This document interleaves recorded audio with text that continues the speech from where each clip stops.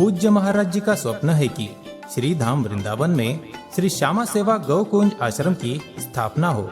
यदि आप श्री भी इस पुनीत कार्य में अपनी धन रूपी लक्ष्मी का सदुपयोग करते हुए अपने परिवार एवं पूर्वजों के नाम एवं गोत्र से श्री श्यामा सेवा गौ कुंज आश्रम हेतु गोचर भूमिदान एवं श्री राधा रानी रसोई के लिए भी भूमिदान सेवा करना चाहते हैं तो 1 गज गोचर भूमिदान की सेवा 5100 रुपए, 5 गज गोचर भूमिदान की सेवा 21,000 रुपए, 11 गज भूमिदान की सेवा 51,000 रुपए एवं 21 गज भूमिदान की सेवा 1,11,000 रुपए है।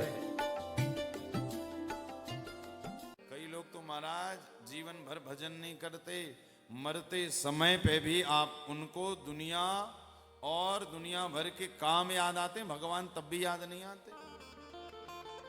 मैं सदा कहता हूं कि भैया जिसने बचपन में जवानी में भजन नहीं किया, बुढ़ापे में उनका मन लग नहीं सकता।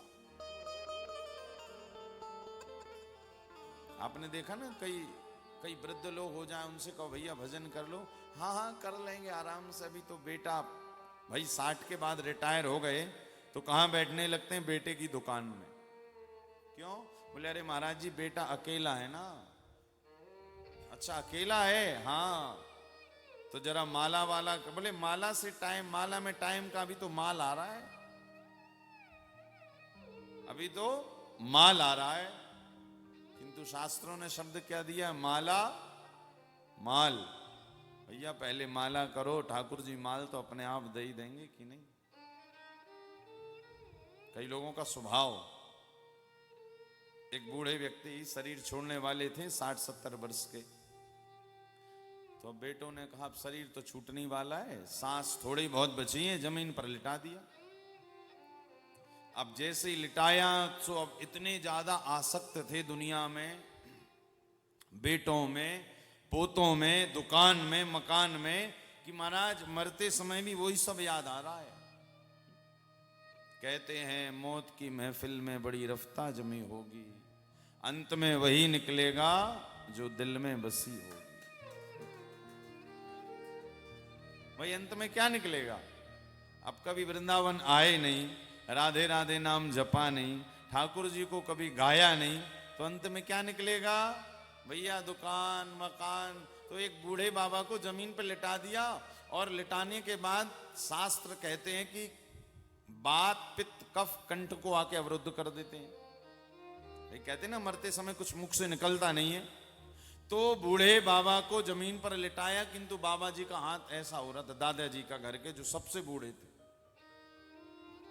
लेटे हैं जमीन पर, शरीर छूटने वाला है और हाथ ऐसा जा रहा है।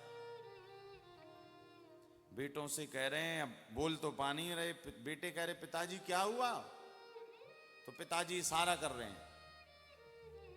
तो बेटों ने सोचा अच्छा शायद बड़ा बेटा आ गया है, छोटा वाला भी आ गया, बीच वाला नहीं आया, शायद उसे पुकार रहे हैं, क्योंकि वो कहीं बाहर सर्विस करता था और पिताजी का हाथ भी उसी तरफ गया। तो उसको फोन करके बुलाए, बोले भैया जल्दी आ जाओ। क्यों? बोले पिताजी बस जाने वाले हैं। अब बीच वाला बेटा आ गया, बड़ा छोटा तीनों खड़े हैं, उसके बाद भी पिताजी का हाथ ऐसे ही हो रहा है। अब कौन चाहिए? तो बहू रानी ने कहा, बोली सुबह सुबह मैं चाय तो देती नहीं थी क्योंकि मैं 10 बजे उठती थी। तो बोले पड़ोसियों से इनका प्रेम हो गया था। भाई पड़ोसी चाय दे देते थे तो शायद अंतिम समय, मरते समय पड़ोसियों को याद कर रहे हैं। हाँ जल्दी बुलाओ भैया बगल से। शर्मा जी वर्मा जी आकर के खड़े हो गए। हाँ भैया आकर खड़े हो गए। अब बोले पड़ोसी भी आ गए, बेटे भी आ गए, तो भी हाथ ऐसा जा रहा है।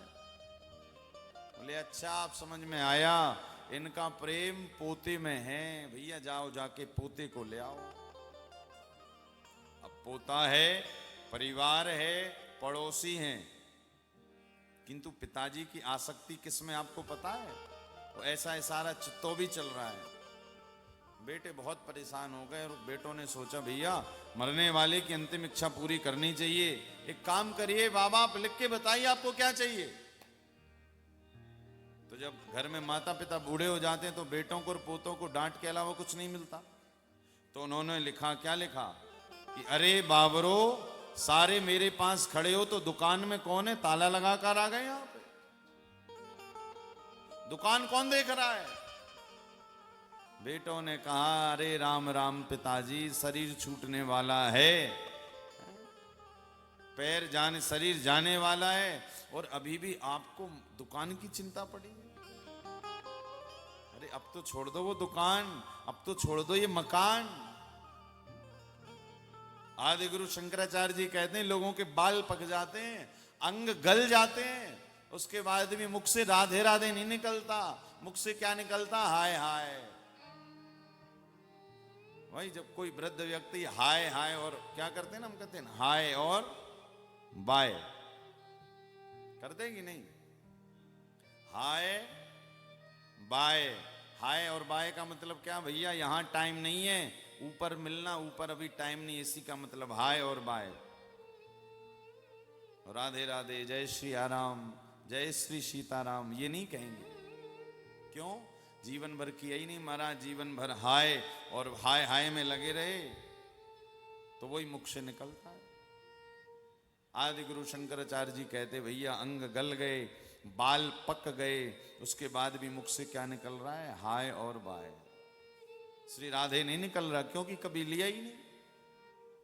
कि अंगम गलितम पलितम मुंडम, दशन विहीनम जातम तुंडम, भज गोविंदम भज गोविंदम भज गोविंदम मूढ़मती,